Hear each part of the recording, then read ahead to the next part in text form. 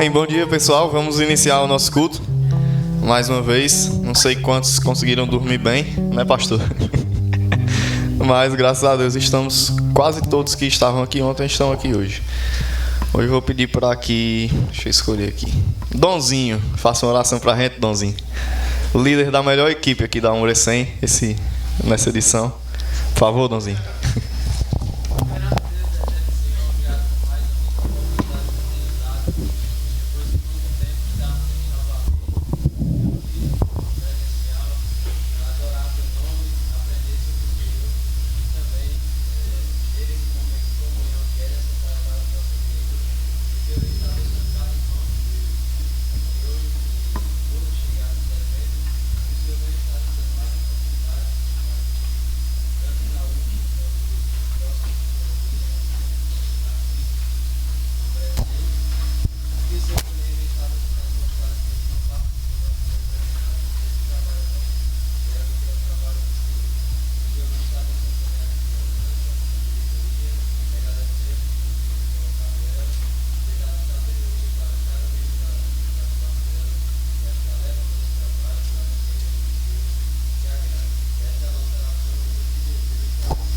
Amém.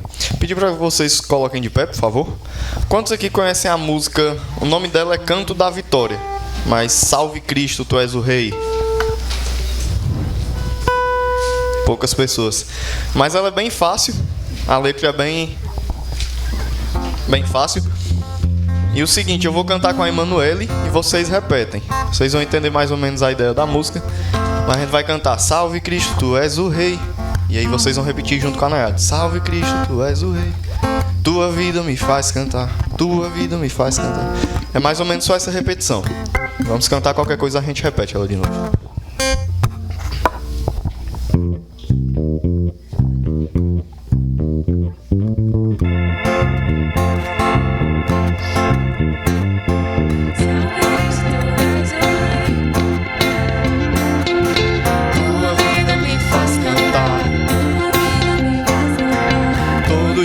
Te louvarei, és perfeito em teus caminhos. Salve Cristo, meu Senhor. Tua palavra obedecerei. Desde vem teu reino vir,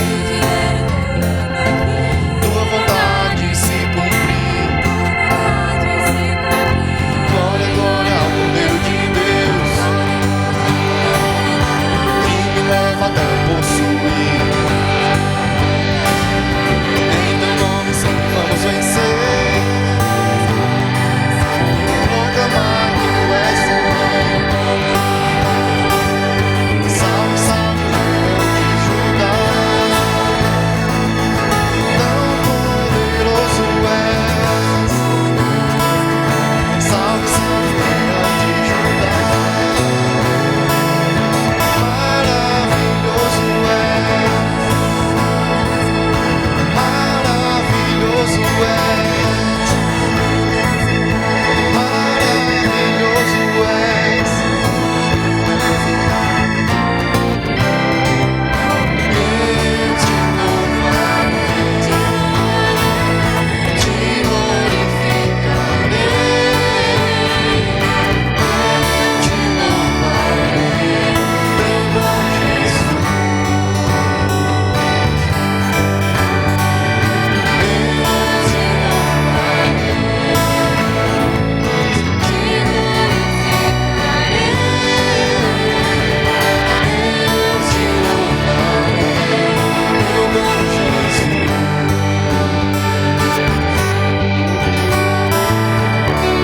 Deu pra pegar, né? Vamos cantar mais uma vez, mais forte. Acho que é bem fácil a música e dá pra cantar bem mais forte.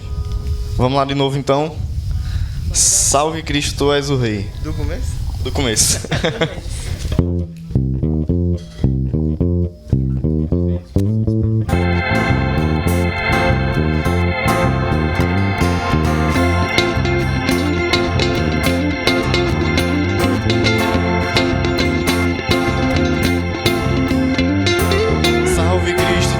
és o Rei. Salve Cristo,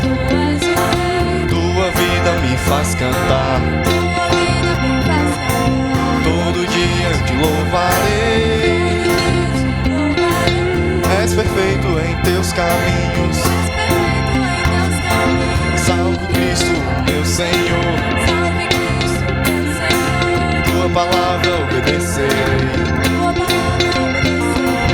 Hei de ver o teu reino vir,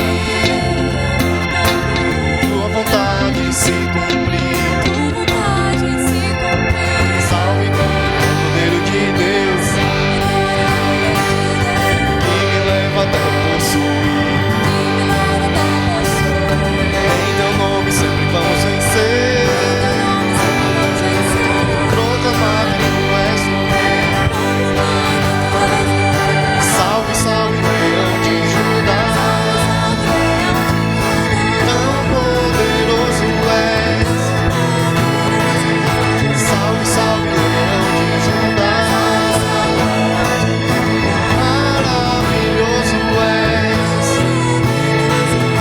Maravilhoso és. Maravilhoso és.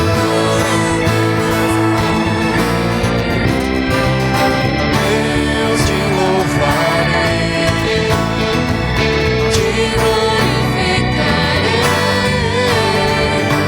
Eu te louvarei, meu bom Jesus. Eu te louvarei, te glorificarei. Eu te louvarei, meu bom Jesus.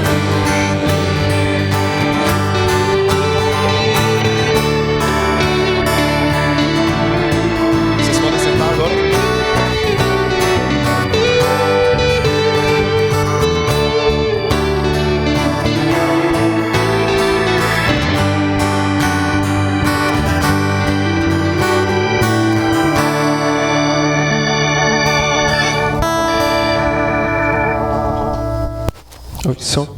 Bom dia a todos.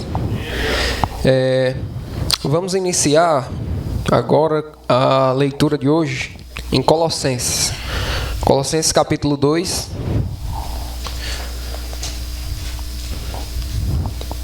Por gentileza, abram suas Bíblias. Colossenses capítulo 2, dos versos 8 ao 15.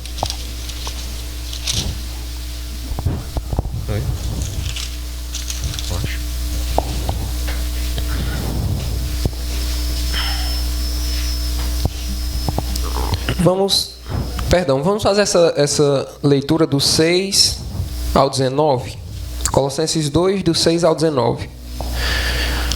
Eu vou fazer essa leitura, minha versão é um pouco diferente, mas é bem parecida com a atualizada.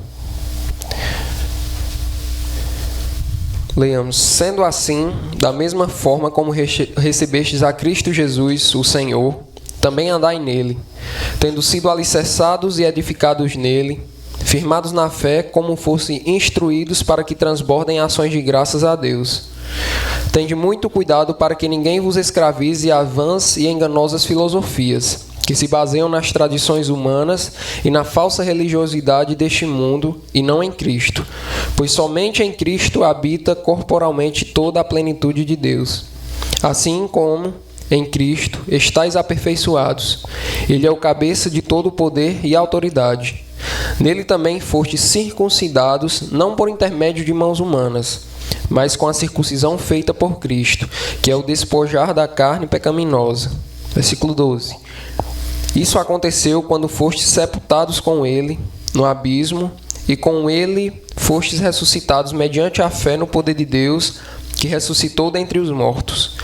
E a vós outros que estáveis mortos pelas vossas transgressões e pela incircuncisão da vossa carne, vos deu vida juntamente com Ele, perdoando todos os nossos pecados, e cancelou a escrita de dívida que consistia em ordenanças e que nos era contrária. Ele a removeu completamente, pregando-a na cruz.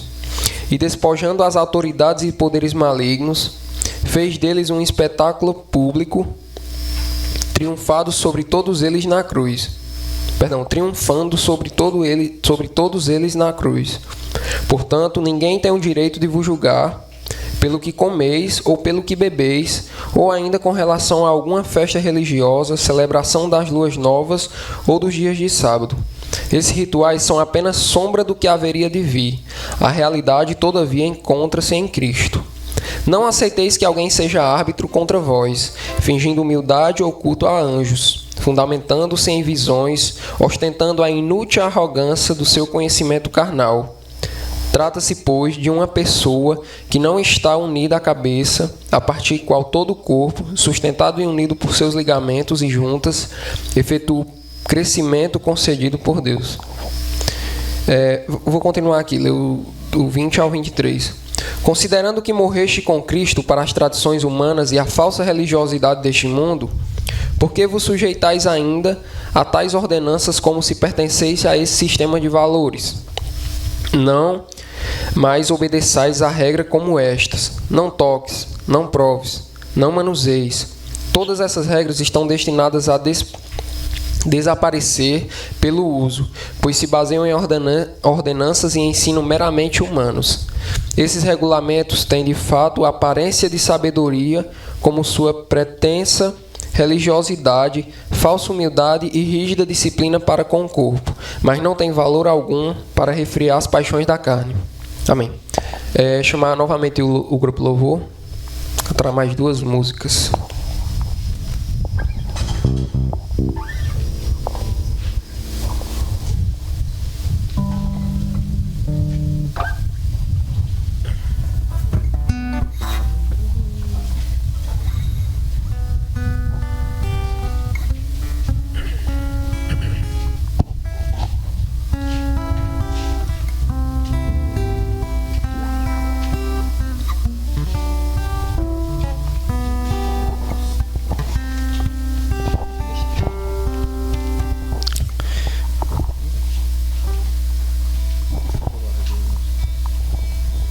Nós vamos cantar agora Firmeza na Fé e depois uma música que tem o nome de Ao Rei.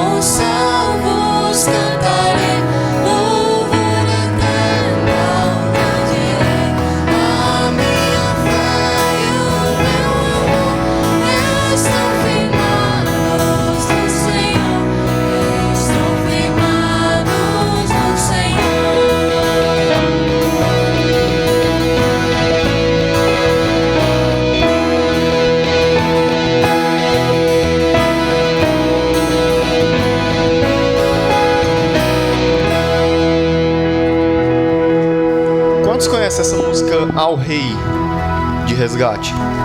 Pouquíssimas também. Essa não é fácil como a outra, não. Mas reflitam na letra. A música é muito bonita. Tem uma letra muito bonita. Se coloquem de pé também. Já já vocês vão passar um tempão sentados. Então, obrigado.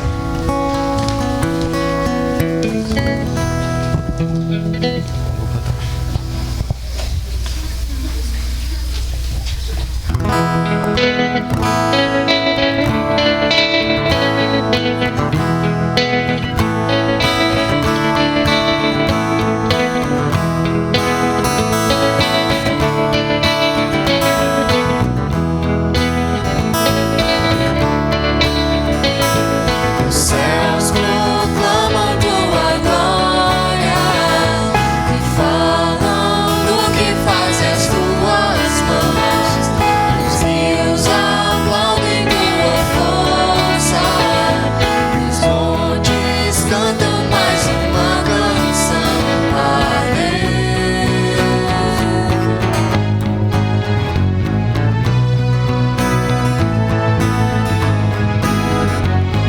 Os céus proclamam tua glória e falam do que fazem as tuas mãos. Os rios aplaudem tua força, os montes cantam mais uma canção a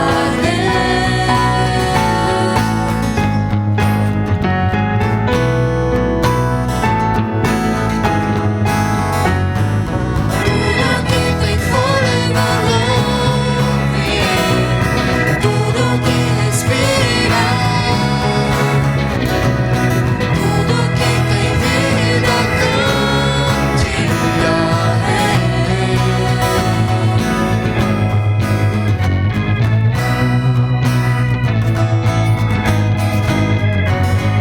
As nuvens são a tua casa e a terra é o descanso dos teus pés.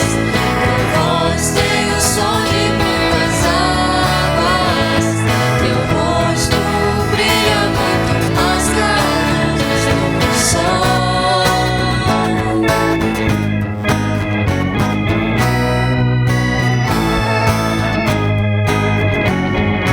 Tudo que tem fôlego louve, tudo que respira, tudo que tem vida cante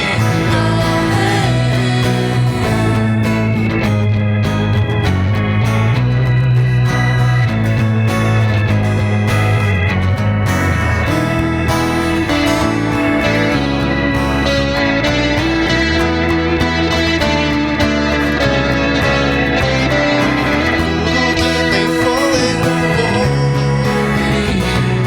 tudo que respira, tudo que tem vida cante a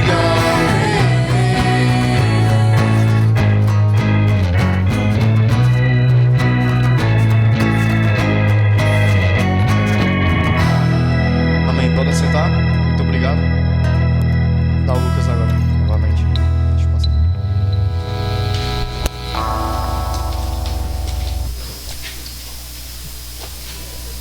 Fica aqui.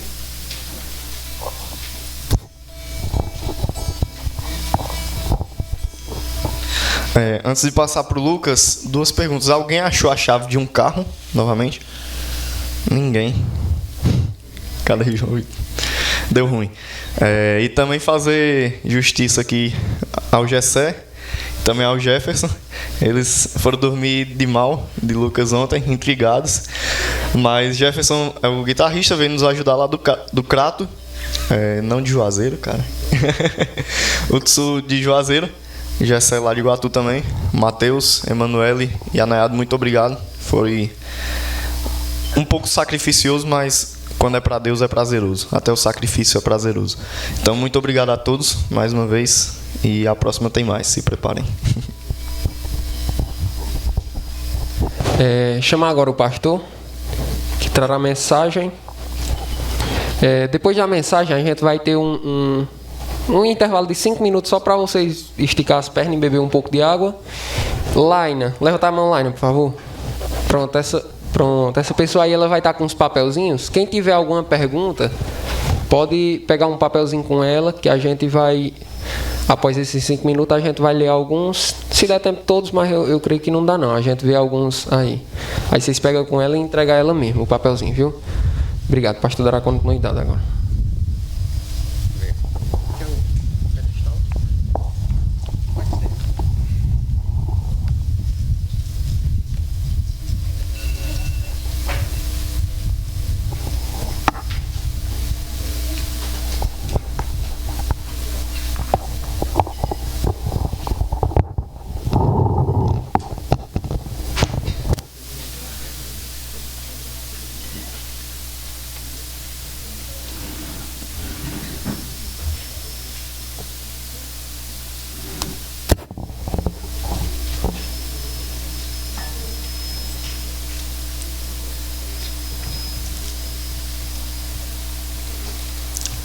Bom dia, irmãos.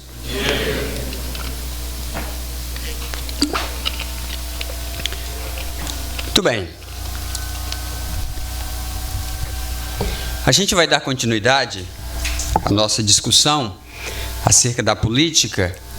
Eu sei que às vezes não é um interesse imediato nosso, mas como eu falei ontem à noite, é algo que nós temos que nos preocupar, principalmente enquanto jovens, né? Porque de certa forma mentes jovens estão, na maioria das vezes, mais abertas, né? Mais propícias, né? Não só às mudanças, mas ao debate, né? E obviamente nós temos objetivos, sonhos, projetos que obviamente passam por nossas visões políticas. Não tem como a gente divorciar isso, tá bom? Pois bem, então nós vamos iniciar com uma palavra de oração antes da gente prosseguir, e aí a gente vai traçar aqui o plano para hoje de manhã. Vamos orar. Senhor Deus, nós te louvamos por tua bondade e fidelidade. Obrigado por esse momento aqui de comunhão, de aprendizado mútuo. Que o Senhor Deus nos dê a sabedoria, a humildade também, para aprendermos esses princípios e aplicarmos às nossas vidas. Nós te louvamos e te agradecemos no nome de Jesus. Amém. Muito bem, embora o dirigente tenha dito nas entrelinhas que eu posso pregar bastante, né, hoje pela manhã, ele não disse isso? Não perceberam? Ele disse, vocês vão ficar muito tempo sentados. Mas eu não vou extrapolar, eu não vou estragar, parece que tem um banho programado aí para depois, né? Então, e depois tem um parlamento aí, um momento aí de debate, tá bom? Agora, se vocês não forem fazer pergunta, vocês me avisam logo que aí eu já uso o tempo, tá? Muito bem. Meus irmãos, ontem à noite eu tentei traçar para vocês uma espécie de esboço para uma compreensão bíblica equilibrada da política, procurando ressaltar o fato de que a política tem procedência divina, ela tem origem divina. Deus é o criador da política. Isso parece uma frase, no contexto em que nós vivemos, político, né? No cenário político em que nós nos encontramos, parece uma frase estranha e às vezes chocante, mas essa é a realidade. No entanto, toda visão de mundo, toda ideia, todo pensamento, toda estrutura política, social, econômica, religiosa, inclusive, precisa lidar com um aspecto que é determinante, que é a doutrina da queda. A queda afeta todas as estruturas econômicas, sociais, ideológicas, cognitivas, inclusive, tá? De modo que tudo que pode ser pensado nesses termos, precisa levar em conta esse aspecto deturpador da queda. Mas isso não significa dizer que nós não devamos considerar a importância disso daí. Pelo contrário, nós devemos tentar estabelecer princípios que possam nortear o nosso pensamento, a nossa atuação política, inclusive, porque, queira ou não, nós agimos politicamente. Não importa a posição que você vai tomar, o lado que você vai defender, a ideia que você vai defender ou não, ou simplesmente se você vai dizer, não, eu vou cruzar os braços e simplesmente ver a banda passar, você já assumiu uma posição política. Então não existe, como em qualquer outra coisa, como na vida em geral, não existe neutralidade. Agora, nós vimos que o papel político do crente, especialmente da igreja, é de uma outra natureza, que demanda e que implica em grandes consequências e até em transformações no contexto político, sobretudo pensando o contexto político mais amplo. Então, são muitos princípios. Eu tentei, com muita dificuldade, condensar esses princípios em 3 ideias, para não cansar muito vocês e para orientar o pensamento de vocês também nas discussões posteriores. Então, pensei em 3 princípios, que no final das contas, esses 3 princípios, eles repousam em um princípio bíblico que está muito em falta no nosso contexto, que é um princípio que se encontra em Filipenses capítulo 4 e versículo 5. Eu queria que alguém lesse essa passagem.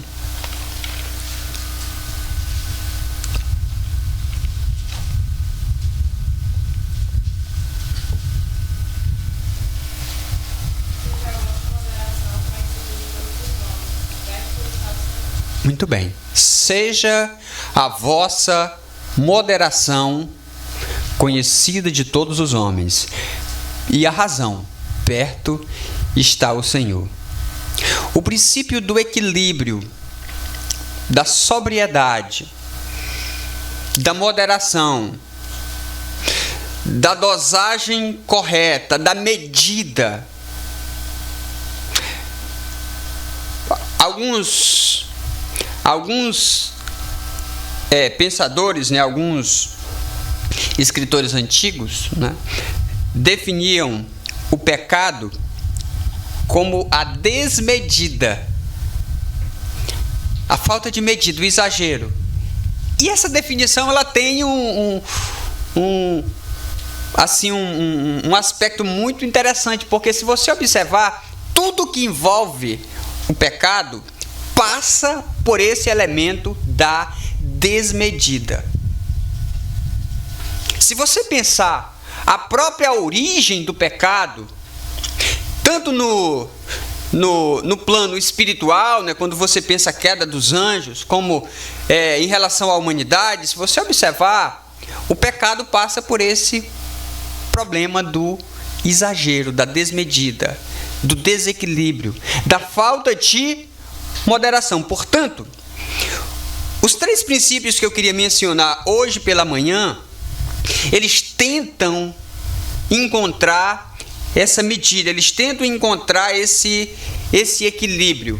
É a ideia de uma participação, mas levando em conta certos parâmetros, Podemos dizer que é uma tentativa de assegurar a liberdade, mas ao mesmo tempo estabelecendo os princípios, as determinações, as vias que vão nortear essa conduta. Então vamos nós. O primeiro princípio é um princípio que, embora ele não tenha sido formulado no contexto mais específico da política, eu acho que esse princípio ele deveria ser um princípio assim estampado em nossa época, na nossa época marcada pelas fake news, pelas falsas informações, pela distorção da verdade de todas as formas e de todas as maneiras. Esse princípio, ele deveria marcar a nossa geração, ele deveria marcar a nossa consciência. É um princípio que se encontra no livro de Atos, capítulo 17, versículo 11. Vamos ler essa passagem.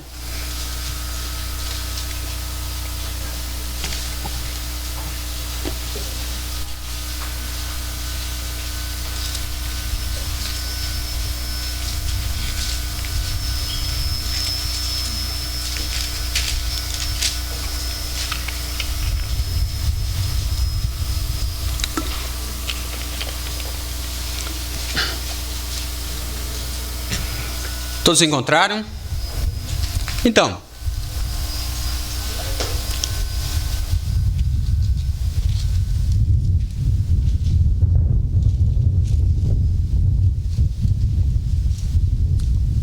vamos ler.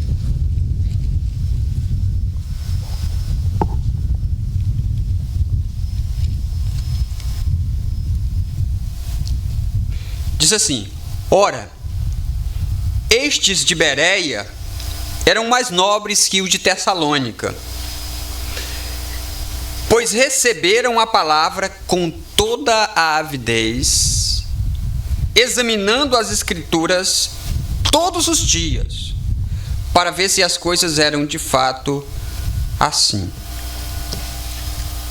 O princípio que eu queria destacar aí pode ser definido da seguinte forma: interesse mediado pelo exame.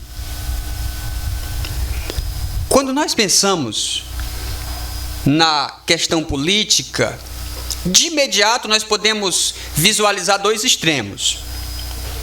De imediato, quais são esses extremos? O primeiro extremo é o extremo do desinteresse. Nós não nutrimos qualquer interesse pelas discussões políticas, pelo debate, por nos informar acerca das discussões, né, de toda a vida política que marca o nosso contexto, que marca o nosso país, que marca o mundo de uma forma geral. É o do desinteresse. É a típica atitude daquela pessoa que simplesmente desliga a mente toda vez que ouve falar algo parecido com política, né? Toda vez que você ouve falar algo parecido com política, você automaticamente desliga o controle mental, o controle remoto aí da sua mente, né? Não é só a TV que você muda de canal, né? Porque apareceu algo ali, enfim. Só que isso é uma atitude política. Queira ou não, é uma atitude política. Então esse é um extremo. O outro extremo, não menos frequente, é aquele extremo que eu posso chamar de um interesse ingênuo, quase fanático, de uma entrega irrefletida, incondicional a certas ideologias, a certos líderes que se utilizam muitas vezes do discurso, né? E principalmente no contexto em que nós vivemos, em que cada vez mais as decisões políticas e os destinos políticos passam pelos meios de comunicação em massa. Os políticos do nosso tempo, eles são fenômenos das redes sociais, nas quais nós estamos lá todos os dias, sendo influenciados, muitas vezes de uma forma completamente apática. Então veja que esse princípio aqui é um princípio fundamental. É o equilíbrio. A atitude do crente, no que diz respeito às ideias, e aqui no caso as ideias políticas, a vida política, deve ser a atitude marcada por um interesse, mas que é um interesse mediado pelo exame, pela investigação. pela análise cuidadosa, refletida. É muito interessante como, se você for observar hoje o fenômeno das fake news, você vai observar que o perfil das pessoas que disseminam fake news, porque tem aquele que cria, né? Tem o que cria a fake news e tem o que dissemina, que talvez seja mais perigoso o que dissemina. Por quê?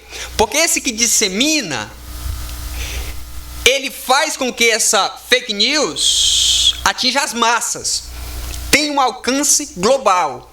Então o camarada está lá no escritório dele, lá no quarto, no computador, criando, né, forjando uma notícia, distorcendo uma determinada situação com esse propósito.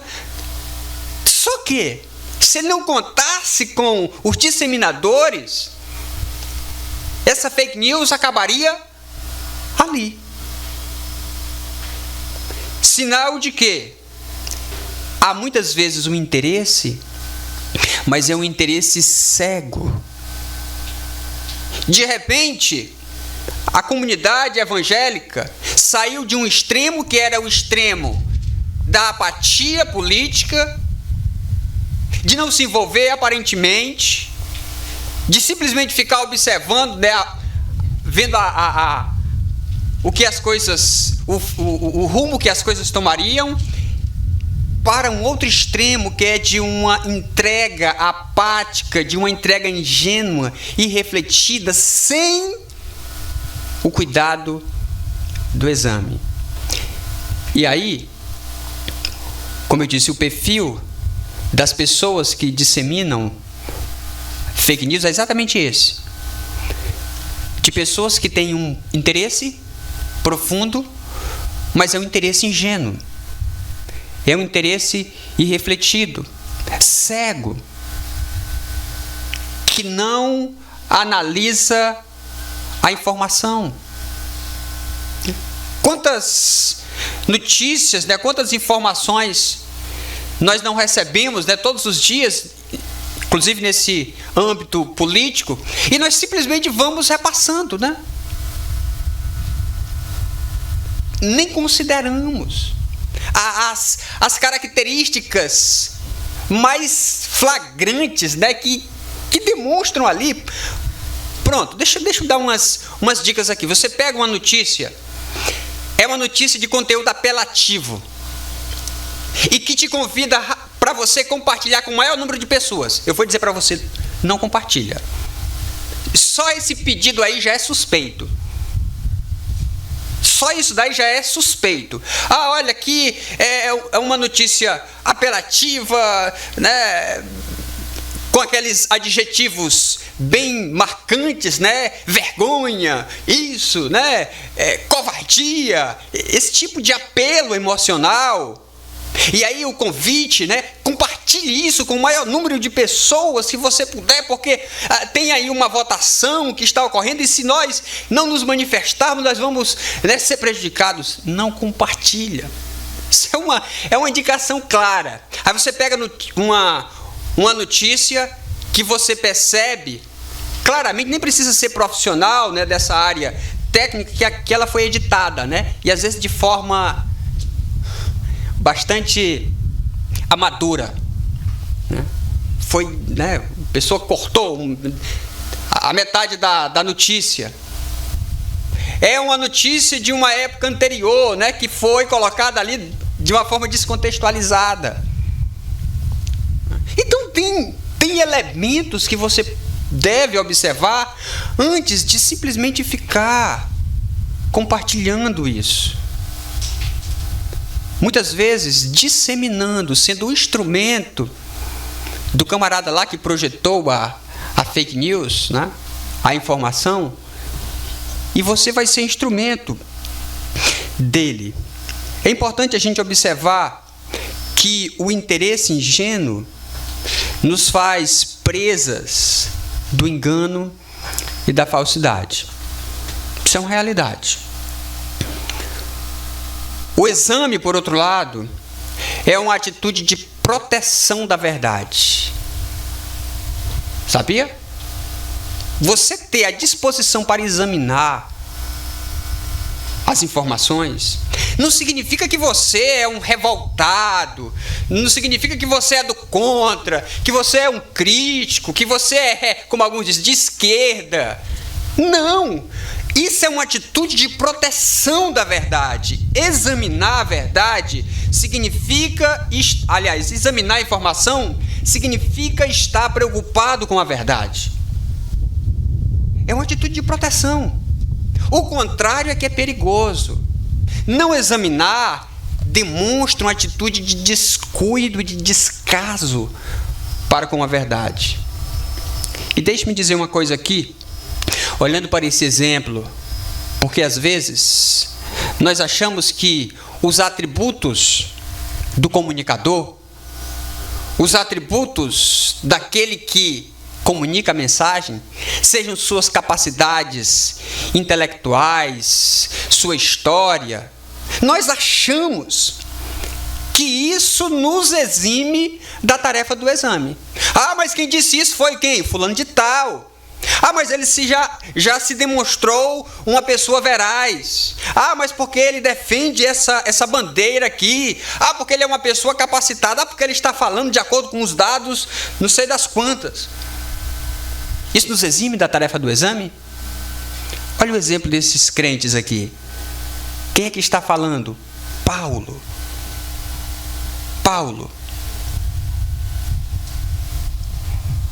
Eles poderiam muito bem dizer, não, mas esse aqui é o grande apóstolo que está falando. Por que eu vou examinar? Por que eu vou verificar? E o que está sendo falado aí é a palavra de Deus.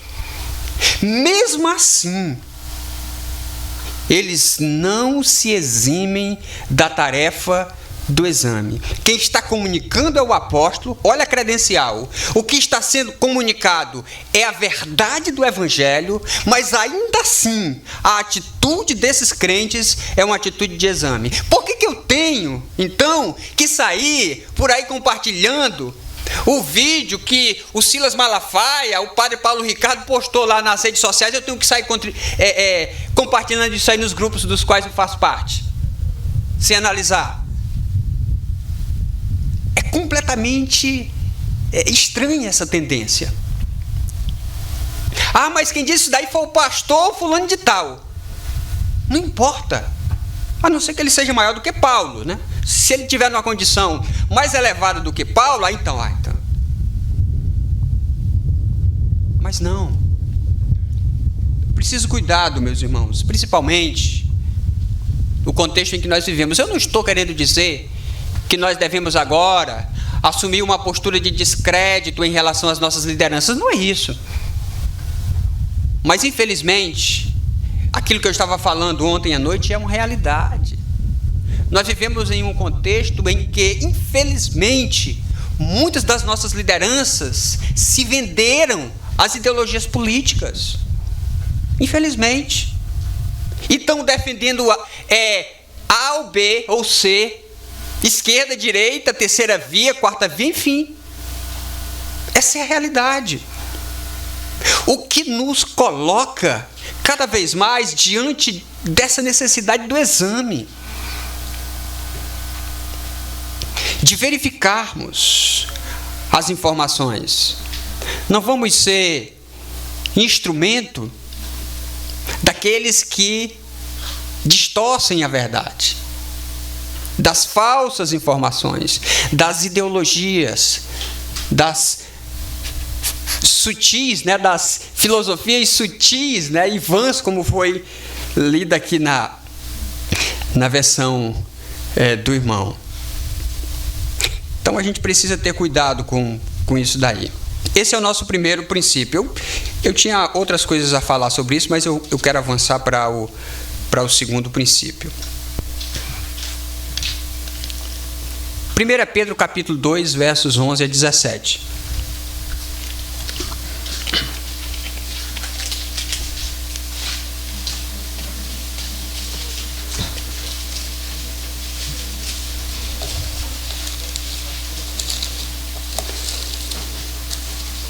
1 Pedro,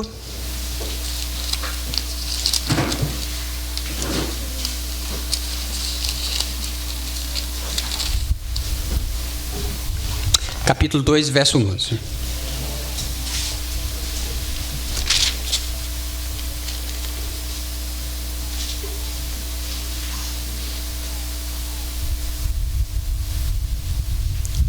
Todos encontraram? Então vamos ler. Diz assim: Amados, exorto-vos como peregrinos e forasteiros que sois, a vos absterdes das paixões carnais, que fazem guerra contra a alma, mantendo exemplar o vosso procedimento no meio dos gentios, para que naquilo que falam contra vós outros, como de malfeitores, observando-vos em vossas boas obras, glorifiquem a Deus no dia da visitação.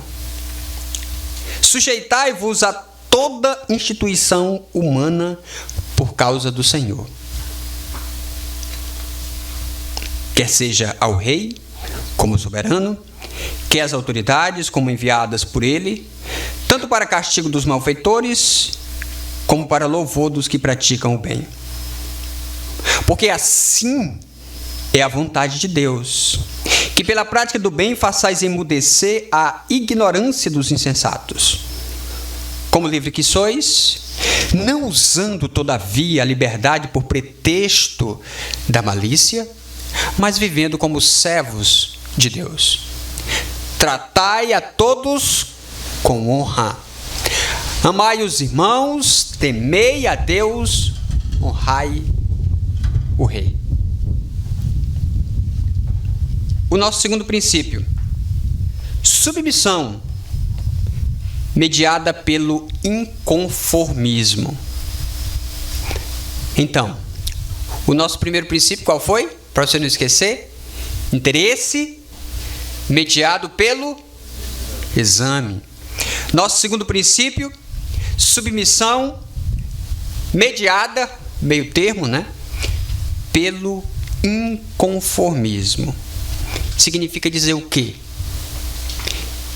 Que como crentes, como servos e servas de Deus, partindo do princípio que foi o próprio Deus que estabeleceu o governo humano, baseado no princípio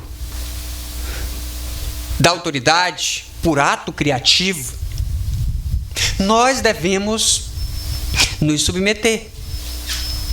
Nós devemos a submissão às autoridades políticas, aos dirigentes do nosso país, do nosso estado, da nossa cidade. Então nós precisamos atentar para isso.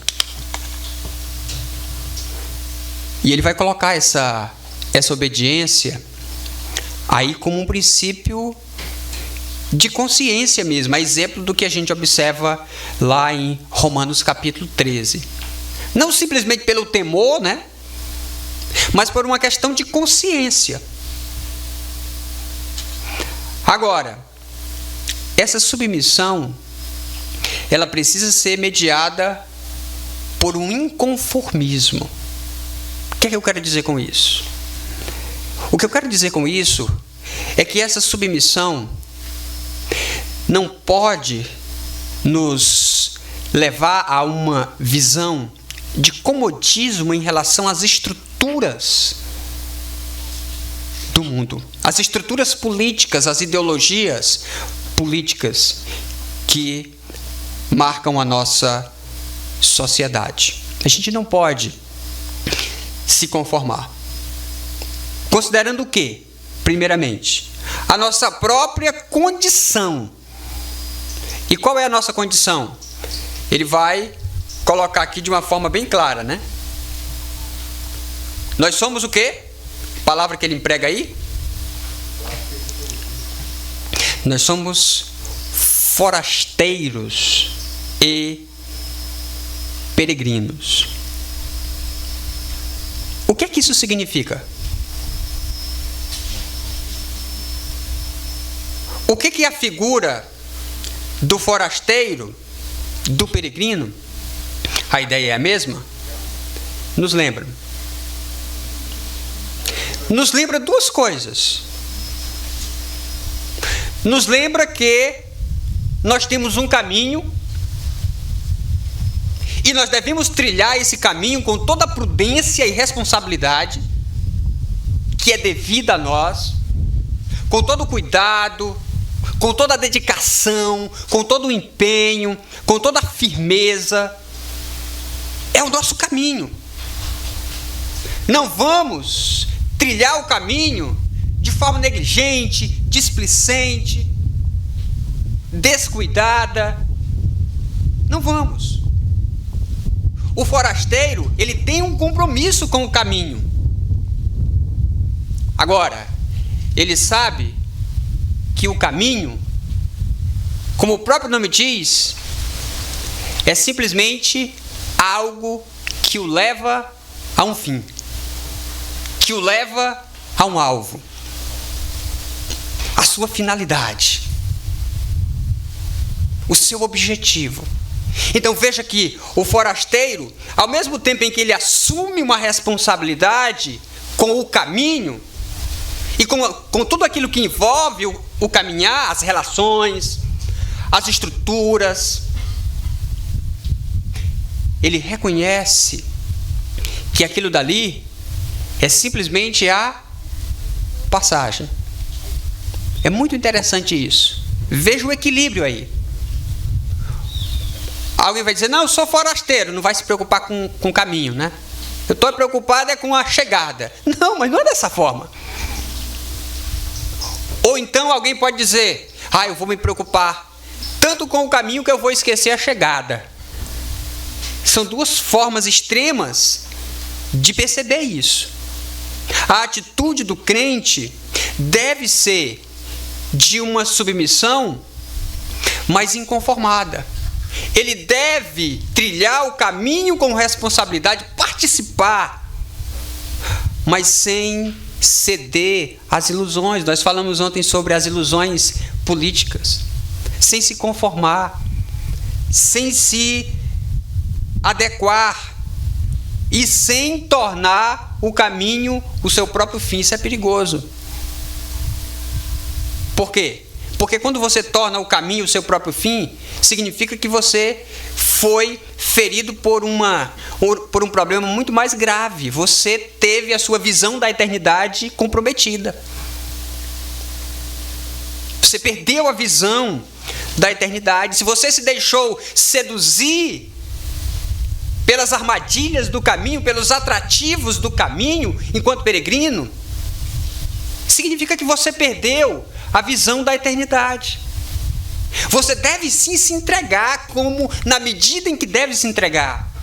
Ser responsável na relação com as pessoas, com as instituições, mas sabendo que você é forasteiro, peregrino. E o peregrino autêntico, ele trilha o caminho com responsabilidade, mas ele sabe que o caminho é simplesmente a passagem. É simplesmente o meio para alcançar o fim. Como é que esse inconformismo se expressa? De uma forma prática. Diga aí, pastor, como é que esse inconformismo se apresenta, né? Pode ser apresentado de uma forma clara e prática. Ele nos mostra aí. Sabe como é? Através do cultivo de uma moral elevada. E aqui eu considero a atitude política mais eficaz, mais eficiente, a revolução. Se tem revolução, está aqui, ó. Está aqui o manual da Revolução Cristã. Está aqui. Número 1. Cultivo de uma moral elevada. De uma moral que supera o melhor das estruturas sociais. O melhor que supera aquilo que você pode pensar do mais elevado da moral mundana. A moral cristã, ela supera. E é isso que ele coloca aqui. Que eles deveriam contradizer as acusações por meio do quê? Entrando num debate, numa disputa, num jogo de intrigas. Não. Cultivando uma moral elevadíssima. É assim que nós causamos a revolução nesse mundo. Superando todas as estruturas morais, todas as estruturas políticas, o que de melhor exista nelas, nós devemos estar acima. Por isso que é triste ver cristãos e líderes, como diz o ditado, né? Entregando a alma ao diabo, né? No que sentido? Cedendo às ideologias, se vendendo à lógica das trocas que marcam, né, a vida política. E aí o discurso, muitas vezes, não é o discurso que expressa... Ainda bem que é de plástico, né? Que expressa a verdade do Evangelho. Mas é o discurso que está defendendo os seus interesses. Infelizmente. E aí, a moral, essa moral aqui elevada, escorre pelo ralo. É uma moral baixíssima. Comportamento suspeito. Acusações, suborno, tráfico de influência, corrupção ativa e passiva e ativa, nepotismo. Aí você diz, não, isso aí não acontece no meio dos líderes da... Pode ter certeza que acontece, e muito, para a vergonha desses líderes. Eu dizia para a vergonha nossa, mas não é para a vergonha nossa não, é para a vergonha deles, né? Que fazem isso. Esse inconformismo deve se expressar pelo cultivo de uma moral elevada. Aqui. Eu percebi que estava faltando uma coisa. Agora sim. Tudo bem. É muito interessante quando os primeiros cristãos lidaram com acusações em relação à sua fé. Surgiram homens preparados intelectualmente, politicamente também, e foram apresentar uma defesa do cristianismo, que eles chamavam de apologias. Por isso que esses teólogos são chamados de apologistas. Uma das primeiras apologias do cristianismo, final do primeiro século, tem por título Carta a Diogneto. É um cristão anônimo que escreve a um tal Diogneto, um romano, enfim, defendendo o cristianismo, defendendo o caráter elevado do cristianismo. E é muito interessante porque um dos parágrafos dessa defesa coloca exatamente a ideia que está aqui na carta de Pedro. Eu selecionei aqui só um parágrafozinho, tá, dessa carta. Carta a Diogneto. Olha só o que ele diz aqui, ó. Eu acho que isso aqui vai nos trazer à memória justamente essa passagem aqui de 1 Pedro. Olha o que ele diz, né? Defendendo a validade, o caráter elevado da doutrina cristã diante das autoridades. Ele diz: os cristãos, de fato, não se distingue dos outros homens nem por sua terra, nem por sua língua ou costumes. Com efeito, não moram em cidades próprias, nem falam língua estranha, nem têm algum modo especial de viver. Sua doutrina não foi inventada por eles, graças ao talento e especulações de homens curiosos. Nem professam, como outros, algum ensinamento humano. Pelo contrário, vivendo em cidades gregas e bárbaras, conforme a sorte de cada um, e adaptando-se aos costumes do lugar, quanto à roupa, ao alimento e ao resto, testemunham um modo de vida social admirável e, sem dúvida, paradoxal. Vivem na sua pátria, mas como forasteiros. Participam de tudo como cristãos e suportam tudo como estrangeiros. Toda pátria estrangeira é pátria deles, e cada pátria é estrangeira.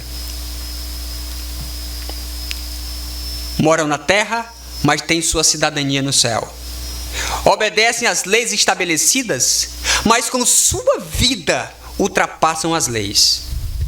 Amam todos e são perseguidos por todos. São desconhecidos e, apesar disso, condenados. São mortos e, desse modo, lhes é dado a vida. São pobres e enriquecem a muitos. Carecem de tudo e têm abundância de tudo. Belíssima declaração de fé, né? Expressando aqui a ideia de 1 Pedro. Justamente mostrando essa moral elevada dos cristãos. Nós precisamos, sim, ter a obediência, mas é uma obediência, uma submissão mediada por esse inconformismo. Não podemos nos conformar, sabendo que haverão situações, inclusive, em que nós seremos colocados à prova, em que nós precisaremos demonstrar a nossa fidelidade a Deus. Não confundir os valores, as honras devidas. Olha o que ele diz aqui, ó.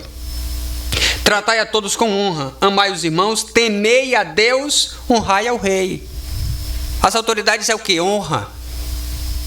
Temor a Deus.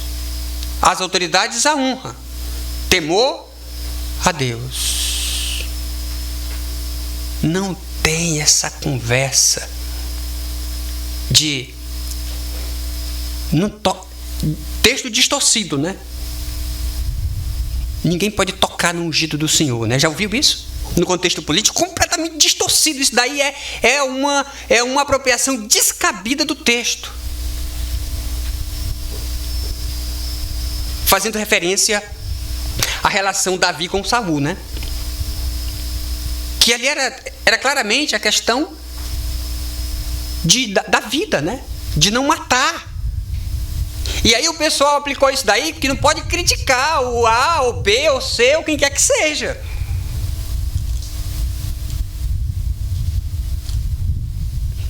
E principalmente, meus irmãos, essa submissão, ela não pode confundir os valores. Nós obedecemos às autoridades? Obedecemos. Nós honramos as autoridades, o rei, o presidente, ou o que quer que seja o regime político. Claro. Mas nós tememos a Deus. É o nosso supremo valor. É o nosso absoluto. E diante desse absoluto, tudo mais se relativiza. Tudo o mais. Eu vou repetir. Diante do absoluto divino, tudo mais se relativiza. Tudo mais deve ser observado, tendo como referência esse absoluto. Você quer exemplo disso? Veja que o próprio Cristo, né, a própria Escritura, nos ordena a obedecer às autoridades. Mas quando essas autoridades, elas impedem, por exemplo, os apóstolos, de anunciarem a Cristo, o que é que eles dizem? Vamos para casa. Não, eles dizem: importa obedecer a quem? A Deus ou aos homens? Tá? Agora, não entenda aqui que eu estou falando aí, ou defendendo esse falso dilema, eu chamo isso de falso dilema, que foi criado aí, né, por aproveitadores. Vou dizer a verdade, por aproveitadores, dizendo que esse contexto em que nós estamos vivendo agora, nós estamos sendo impedidos de pregar o Evangelho. Ora, pelo amor de Deus, eu preguei para pessoas lá no meu estado, lá no Acre, né? Não se trata disso daqui. É outra situação. É obviamente quando a autoridade diz: olha, você não pode pregar o Evangelho, você não pode evidenciar a sua fé, certo? No geral, o que nós fazemos? Obedecemos às autoridades, né? Para além das intrigas políticas aí, né, que a gente sabe que tem, nós procuramos seguir os decretos, né? É assim que a coisa funciona. Agora, sempre tomados pelo inconformismo, sabendo que nós somos forasteiros. Eu quero então concluir com o terceiro princípio. Quais são os dois, só para você não esquecer? Primeiro, esse lado aqui, ó, o primeiro. Interesse mediado pelo exame. O segundo, esse lado aqui, ó.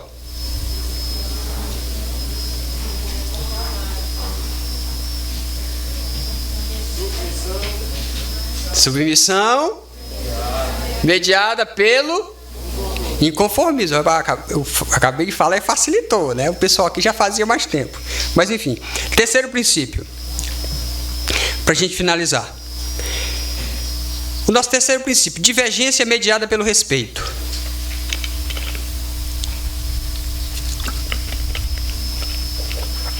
E aí eu vou usar o próprio exemplo do Saul, né, aquele embate lá com aquela questão com o Davi, que isso é muito interessante.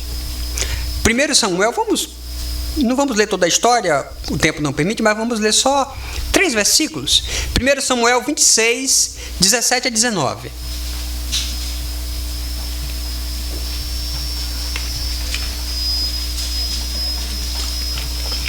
Quem encontrar primeiro aí pode ler.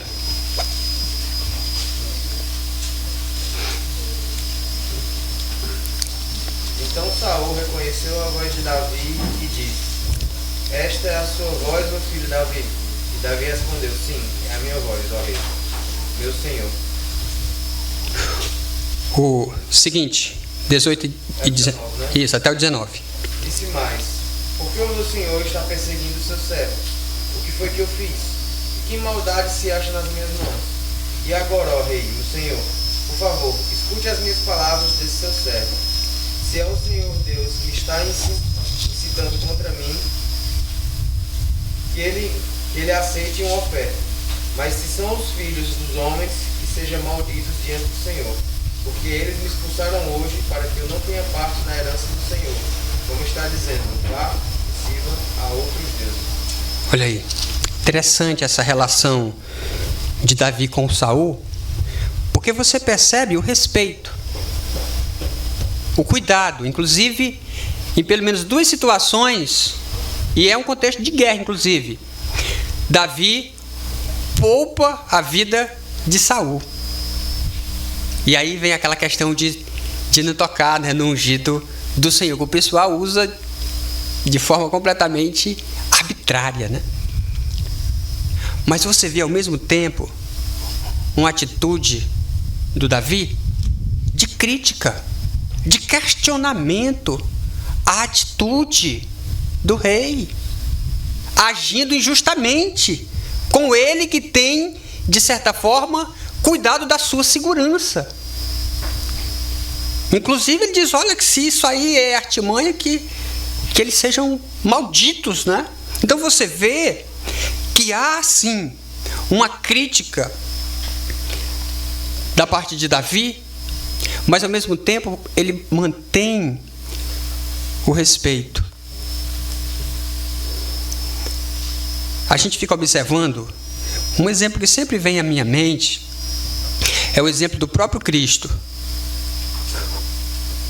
Quando Cristo está reunido no Getsêmani com três, né, dos discípulos, aquele momento em que chega a multidão, chega Judas com a multidão para prendê-lo.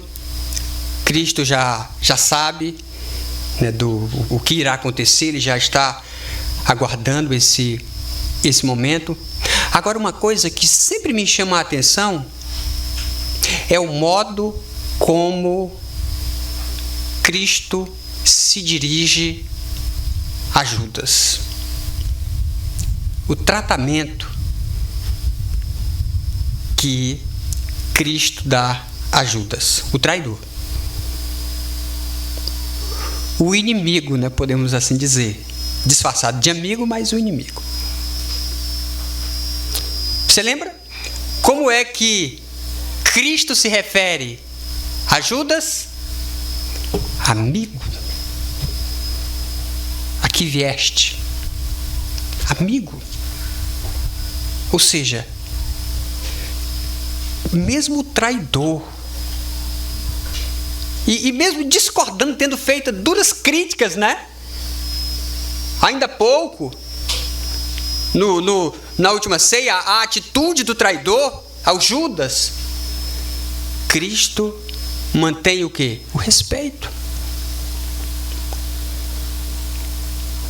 a honra. Meus irmãos, eu fico às vezes perplexo com a linguagem empregada em supostas pregações até por certos líderes religiosos na mídia, se referindo aos adversários políticos. É chocante, é canalha, safado. Isso é assim, o que eu posso falar aqui, tá? Porque tem alguns que eu não posso nem repetir aqui, tá? Impróprias para menores de 21 anos. Líderes evangélicos, um discurso de ódio. Onde é que você encontra isso na Escritura? Onde é que essa divergência que você encontra descamba para esse discurso de ódio, de raiva, de ofensa, termos de baixo calão, se referindo, né, às pessoas, né, aos adversários de uma forma completamente raivosa,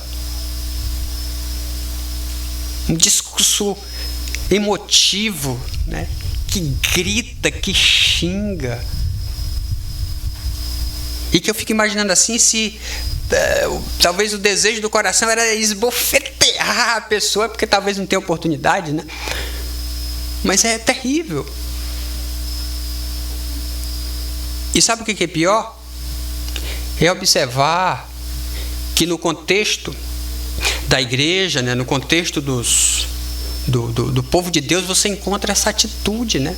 Essa disputa, essa crítica se torna muitas vezes uma troca de xingamentos, de hostilidades.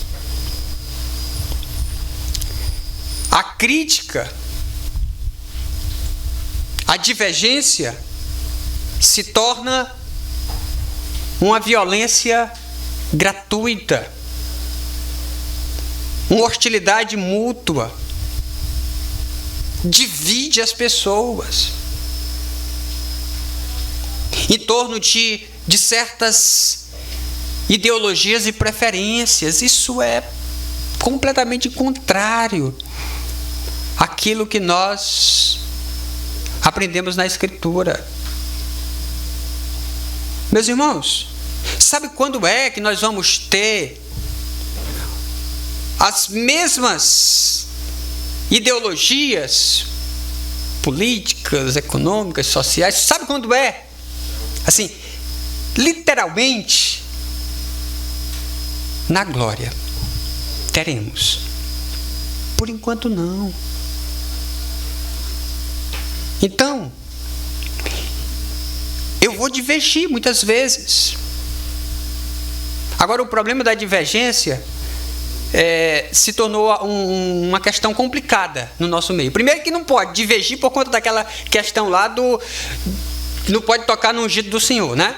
Não pode divergir. Aí o problema é que às vezes a divergência descamba para a discórdia. Aí é o outro problema. Mas nós precisamos ter esse equilíbrio aí. Vamos nos lembrar do princípio que nós encontramos lá em Efésios. Vamos ler. E aí eu queria finalizar com essa passagem. Eu acho que essa passagem é um lembrete muito interessante sobre isso. Efésios capítulo 4, versos de 1 a 6.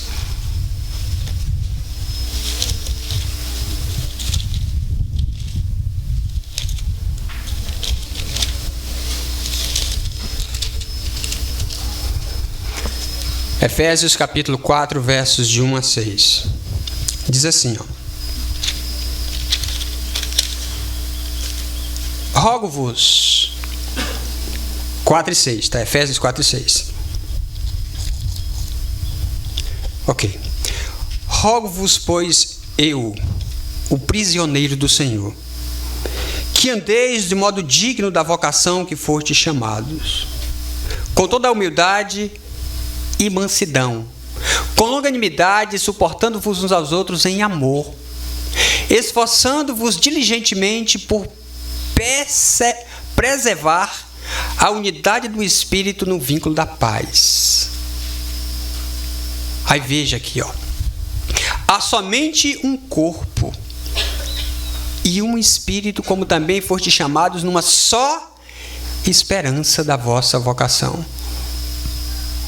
Há um só Senhor, uma só fé, um só batismo, um só Deus e Pai de todos, o qual é sobre todos, age por meio de todos e está em todos. Olha aqui. Que princípio maravilhoso esse daqui. Eu posso até ter divergências pontuais, ideias, e de repente até estabelecer críticas a certas posturas, a certas ideias, mas isso não pode nos levar a esquecermos o fato de que nós temos essa unidade. Claro que existe a diversidade, mas existe essa unidade, ela não deve ser esquecida. A divergência mediada pelo respeito parte desse princípio. Eu sei que tem muitas figuras no Novo Testamento para falar da unidade da igreja. Muitas figuras belíssimas, corpo. Mas tem uma figura, uma imagem que não está no Novo Testamento, mas eu acho uma comparação belíssima. Está em um livro que foi escrito no primeiro século, início do segundo século, chamado O Pastor de Hermas. Hermas é o autor e o título do livro é Hermas. A imagem que ele usa para falar da igreja é a imagem de uma torre em construção. A igreja é como uma torre em construção. Aí ele vai fazer uma análise muito interessante dessa figura. Ele vai pegar, né, olhando o processo de construção da época. Essa torre, ela é feita de pedras. Com pedras. Só que naquela época, as torres eram construídas. Não com essas pedras uniformes, né? Com essas pedras do mesmo tamanho, tudo, que hoje a gente... com os blocos, né? Mas essas, na época, as pedras eram de tamanhos diferentes, né? Eram pedras maiores, pedras menores, pedras arredondadas, pedras quadradas, pedras ovais, retangulares, de tamanhos diversos. Mas você colocava isso na torre, e com essas pedras de tamanhos diferentes, formatos, tons, cores, você conseguia construir essa torre de uma forma perfeita. E essa é uma figura muito interessante, porque expressa essa ideia de que temos uma diversidade na igreja, mas ao mesmo tempo nós temos a unidade que segura tudo isso, que sustenta tudo isso. Uma mesma fé, o mesmo batismo, o mesmo Senhor, a mesma esperança.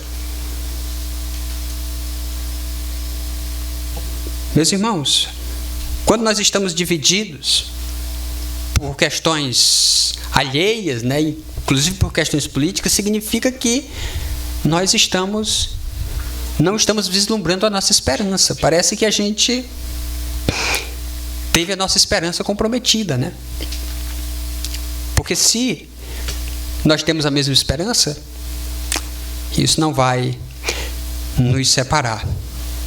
Portanto, nós precisamos, sim, dessa participação. Nós somos crentes, nós somos servos e servas de Deus e participamos, somos cidadãos, somos forasteiros, é verdade, mas nós temos o caminho aqui e agora e devemos participar. Mas essa participação, ela precisa ser mediada por uma visão equilibrada, moderada, e não desequilibrada e desmedida. Nesse sentido, nós vimos 3 princípios que devem ser aplicados a essa visão equilibrada e moderada. Quais são os princípios? Aqui. Interesse mediado pelo exame. Segundo, aqui. Submissão mediada pelo inconformismo. Todos. Terceiro princípio. Divergência mediada pelo respeito. Que esses princípios possam ser aplicados às nossas vidas. Amém? Muito bem, eu vou passar agora a palavra. Eu acho que vai ter um recesso agora, né? Já vai para o recesso? Certo.